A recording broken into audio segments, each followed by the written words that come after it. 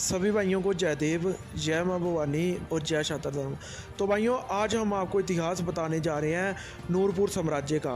तो भाइयों नूरपुर साम्राज्य को दमेरी राज्य भी कहा जाता था, जिसकी सीमाएं जो आज के नूरपुर है जो कि हिमाचल में पड़ता है, पठानकोट ज़िले से बिल्कुल उस नज़दीक है, उसका बॉर्डर है, पंजाब से लगता है। ये जो नूरपुर है जहाँ से लेकर कभी पठानकोट तक, जहाँ पर पठानिया राजाओं का राज हुआ करता था।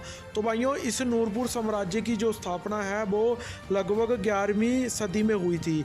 तो भाइयों जैसे कि आपको पता है कि पांडवों के वंशज ही, अर्जुन के वंशज ही तोमर राजपूत कहलाए हैं। तो भाइयों दिल्ली में तोमर राजाओं का राज होता था। तो भाइयों उस वक्त दिल्ली में राजा थे महिपाल तोमर या फिर कंवरपाल तोमर, जिनका इतिहास हम आपको बता चुके हैं। तो भाइयों 1043 ईस्वी में उन्होंने गजनी के पोते को बुरी तरह से हराया था और नगरकोट किला जो कि आज कांगड़ा में है उसको मुक्त करवाया था और कटोच राजाओं को उनके अधीन करवाया था। वो जहीं नहीं रुके, उन्होंने लाहौर तक चढ़ाई की थी। जैसे कि आपको बताया कि पहले जो पंजाब पर था, जो कि बॉर्डर था अफगानिस्तान का, जो कि पोतोहार वाली साइड है, वहाँ पर जंजुआ राजपूतों ने कमान संभाली हुई थी। गजनवियों के अटैक के बाद गजनी आगे बढ़ गए और उनका थोड़े से पंजाब तक राज हो गया, जो कि लाहौर तक। लेकिन उसके आगे तोमर राजाओं ने उनको नहीं आगे आने दिया। आपको बताया कालानौर में जलाल थे, इसके अलावा जलंधर में जो थे, जलंधर से लेकर पीछे कांगड़ा तक, दोआब से लेकर कांगड़ा तक वो थे कटोच। और जो कटोच थे इनका पहले मुल्तान तक राज था, लेकिन बाद में बहुत देर पहले वो मुल्तान किला हार चुके थे और पीछे जलंधर में ये राज किया करते थे। तो भाइयों उसके बाद जो गजनी के 5वें बेटे थे उसने हाजीब को पंजाब का राज्यपाल नियुक्त कर दिया। उसके बाद राजा महिपाल की भी मृत्यु हो गई 1052 ईस्वी में। राजा महिपाल की मृत्यु के बाद नगरकोट किले पर फिर से गजनवियों ने कब्जा कर लिया। उसके बाद राजा महिपाल जी का एक भाई था जिसको राजा जेतपाल तोमर कहा जाता है। भाइयों राजा जेतपाल तोमर ही अनंगपाल तोमर के भाई थे, जिनका इतिहास बहुत ही विशाल है। अनंगपाल तोमर बहुत सारे हुए हैं, जो लगभग एक उपाधि थी जो कि 8वीं सदी में भी हुए, 11वीं सदी में भी हुए और 12वीं सदी में भी हुए हैं अनंगपाल तोमर। तो भाइयों अनंगपाल तोमर, राजा जेतपाल तोमर एक बहादुर राजा थे। इन्होंने कटोच राजपूत वंश के त्रिगाडा किंगडम के राजा जगदीश चंद की रक्षा भी की थी। इन्होंने जगदीश चंद के साथ गजनवियों से बुरी तरह से लड़ाई की और बहुत ही जंगजू लड़ाके बनकर कांगड़ा किले को फिर से आज़ाद करवाया, जो कि राजा महिपाल के बाद गजनवियों ने फिर से अटैक करके ले लिया था। तो भाइयों उसके बाद क्या होता है कि उसके बाद गजनी के इब्राहिम थे, उन्होंने फिर से पंजाब के दोआब पर हमला करने के लिए लगभग 40,000 घुड़सवारों की एक गाजी सेना भेजी।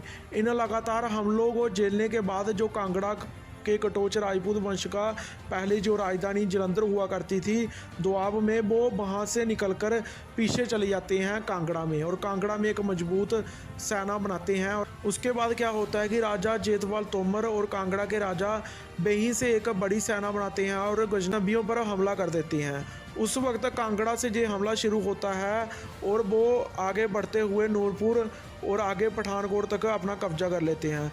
पठानकोट में तब एक महल होता था जिसको पठान महल भी कहते हैं, जो कि गजनवियों द्वारा ही बसाया गया था। और गजनीवाद किलेदार जिसका नाम था कुजवक खान, उसको मारकर वहां पर कब्जा कर लेते हैं। और वही 1099 ईस्वी को गजनी के इब्राहिम की मृत्यु हो जाती है। उसके बाद राजा जेतपाल जहां के स्थायी रूप से राजा बन जाते हैं और पठानकोट में वो अपनी चौकी बनाते हैं और पीछे दमेरी जिसको आज नूरपुर कहते हैं वहाँ से उनका साम्राज्य चलता है। और लास्ट चौकी इनकी पठानकोट होती थी, जो कि बॉर्डर भी है, पंजाब में पड़ता है और हिमाचल का बॉर्डर भी है। तो भाइयों उसी पठानकोट पर राज करने की वजह से, उसी पठान किले पर राज करने की वजह से ये तोमर से इनका अलग वंश हो जाता है पठानिया। जैसे क्षत्रियों की 36 क्लान में से बहुत सारे वंश निकल चुके हैं, किसी राजा पर बनते हैं या किसी जगह पर बनते हैं, ऐसे ही पठानकोट पर कब्जा करने की वजह से इनका नाम पठानिया राजपूत पड़ गया।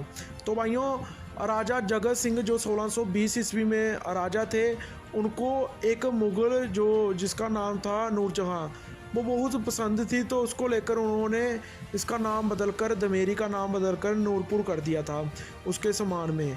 तो भाइयों मैं आपको बताना चाहता हूँ कि जो पठानिया राजपूत हैं ये बहुत ही जंगजू लड़ाके रहे हैं और ये ज़्यादातर शातर धर्म में ही रहे और इनकी एक ब्रांच है जो कि लगभग 17वीं सदी में दूसरे धर्म में चली गई थी, जो कि मुस्लिम राजपूत थे और वो रहते थे शाहपुर कंडी बेल्ट में, जो कि शाहपुर कंडी में उनका एक किला भी था।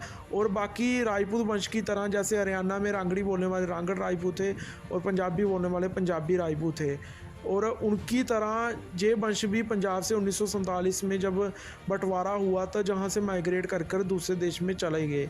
तो भाइयों आज भी पठानिया राजपूत अपने दबदबे से रहते हैं, पठानकोट में भी है, लेकिन हिमाचल में इनकी सबसे ज़्यादा आबादी है और बहुत ही ज़्यादा दबदबा है आज भी पूरे हिमाचल में।